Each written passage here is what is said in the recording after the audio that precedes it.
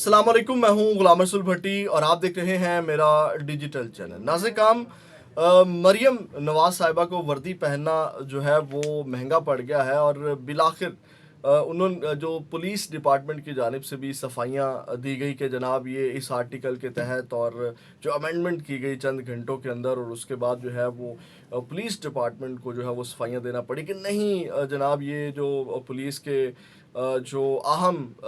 मौक़े होते हैं, जो अहम ओकेजन्स होते हैं, वहाँ पे जो है वो दफातर दरबार पे जो है वो गवर्नर या सीएम जो है वो यूनिफॉर्म अहम मौक़ों के ऊपर पहन सकते हैं, लेकिन वो किसी काम नहीं आया और बिलाखिर अदालत ने भी मरीम नवाज़ को तलब कर लिया गया। नाज़े काम, आपको चलें इन तमाम जगहों के ऊपर तो वो यूनिफॉर्म पहन सकते हैं, लेकिन उसके बाद फिर मरीम नवाज़ से गलती हो गई और वो गलती उन्होंने क्या की कि पूरा दिन उन्होंने उसी यूनिफॉर्म में गुजारा और उसके बाद जो है वो उन्होंने मुख्तलिफ मुलाकातें भी की, जिसमें स्पीकर पंजाब असम्बली हैं। इसके ऊपर अज़हर सदीक साहब ने ट्वीट किया और उन्होंने कहा कि नकल के लिए अकल की ज़रूरत है, नोटिफिकेशन तैयार करना और जारी करना भी काम नहीं आएगा। इस नोटिफिकेशन के बाद वज़ीर आला परेड, पुलिस, दरबार, दफातर के दौरे में यूनिफॉर्म पहन सकते हैं, मगर वज़ीर आला ने यूनिफॉर्म में स्पीकर और वज़रा से यूनिफॉर्म में मुलाकात की, जो गैर कानूनी है और जुर्म काबिल दस्ते अंदाजी पुलिस है। सेक्शन 419 ते पे के मुताबिक 7 साल तक सज़ा हो सकती है।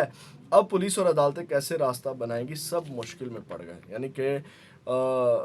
जो वजाहत आई और वो वजाहत जिस हद तक थी या जो अमेंडमेंट की गई है पुलिस ऑर्डर 2002 के तहत, वो भी किसी काम नहीं आई और बिलाखिर मरियम नवाज साहिबा को अदालत ने तलब कर लिया। अब वो उसके अंदर क्या मामला है, क्योंकि आपको पता है कि आफ्ताब बाजवा ने एक एप्लीकेशन दी हुई थी, एक दरख्वास्त दायर की कल ही, और उन्होंने जिसमें ये मौक़िफ़ इख्तियार किया था कि जो इस तरह एक इलेक्टिबल जो है वो इदारे की यूनिफॉर्म नहीं पहन सकते, जो कि गैर आइनी गैर कानूनी है, और वो दरख्वास्त जो है वो समाअत के लिए मुकर्रर हो गई है। उसको समाअत के लिए मंजूर करते हुए जो है वो पुलिस को नोटिस जारी कर दिया गया और 29 अप्रैल को जवाब जमा करवाने की भी हिदायत जारी कर दी गई है। अब नाज़िर काम,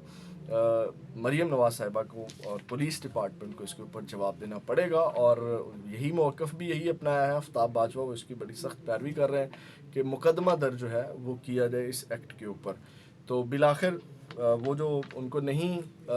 नकल के लिए अकल की ज़रूरत होती है, वो नहीं इसको संभाल सके। उसके बाद नाज़िर काम, पाकिस्तान तहरीक इंसाफ का एहतजाज और उसके बाद मार धाड़ पकड़ धकड़ पे बात करते हैं, लेकिन सबसे पहले रात गए बड़ी तादाद में लोग ज़मान पार्क पहुँचे, क्योंकि ज़मान पार्क के अंदर आपको पता है कि आज पाकिस्तान तहरीक इंसाफ का 28वां यौम तसीस है, यानी कि 28 साल हो गए पाकिस्तान तहरीक इंसाफ पार्टी को बने हुए, जिसके हवाले से रात गए लोग निकले, ज़मान पार्क पहुँचे, बड़ी तादाद में लोग वहाँ पहुँचे और उन्होंने इसको जो है वो यौम तसीस और अपनी पार्टी के साथ जो है वो इजहार यकजहती किया। लेकिन उसके बाद नाज़िर काम, अब जो आपको पता है कि आज पाकिस्तान तहरीक इंसाफ ने एहतजाज की कॉल दे रखी है। 10 मई को फैसलाबाद के अंदर जो है वो जलसे का उन्होंने ऐलान किया है। तो अब इस सब के अंदर जो है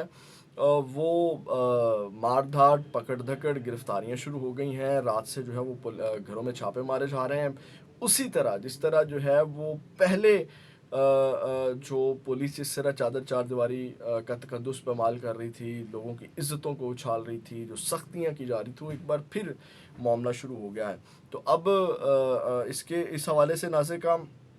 मुसर्रत जमशेद चीमा साहबा ने एक ट्वीट किया। उन्होंने कहा कि इक़्तिदार हमेशा के लिए नहीं है, लेकिन बड़े ओहदों पर मुसल्लत करदा बोने ये समझने से कासिर हैं और इसी वजह से हर जमहूरी रवायत का गला घोंट कर डिक्टेटरशिप से ज़्यादा माहौल को घुटन ज़दा कर रहे हैं। डिक्टेटरशिप से ज़्यादा माहौल को घुटन ज़दा कर रहे हैं। 21 अप्रैल को हमारे मैंडेट पर एक बार फिर शब खून मारने के खिलाफ एहतजाज की कॉल पर पंजाब भर में हमारे कारकुनान के घरों पर रेड्स, गिरफ्तारियाँ, फस्तायत की आखिरी हद है, जिसकी जितनी मजम्मत की जाए उतनी कम है। जाली हुकूमत होश के नाखून ले और मज़ीद तकसीम से कौम को बचाए। तो ये नाज़िर काम, अब एक बार फिर उसी तरह तमाम चीज़ें जो हैं वो की जा रही हैं कि